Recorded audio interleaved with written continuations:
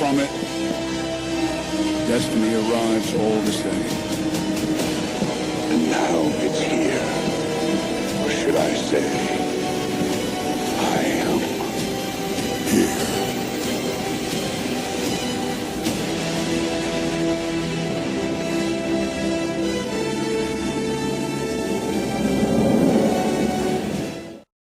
Donald Trump is smarter than me, you, and all critics. You know how we know?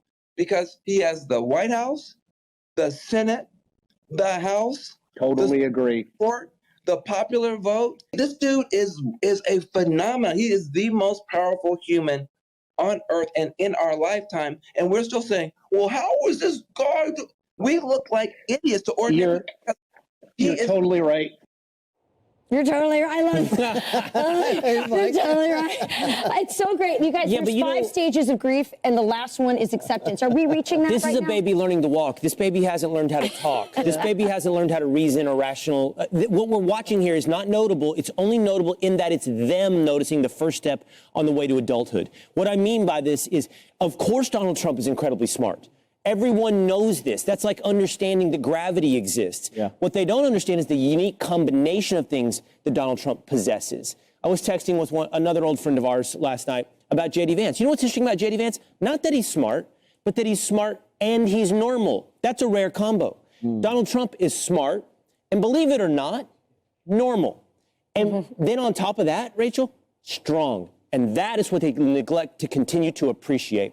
That combination, that strength is the outlier, okay? He saw the culture movement, but seeing it and doing something about it is one step, because they all pushed back so hard on it and tried to stop him. It took unreal strength to push forward with that intellect. You know, his strength is something that both sides admire and get. I mean, nobody could withstand what Donald Trump has been through since even before he took office in 2016. Right. But this shows such a naivete on their part. I don't know if it's a block.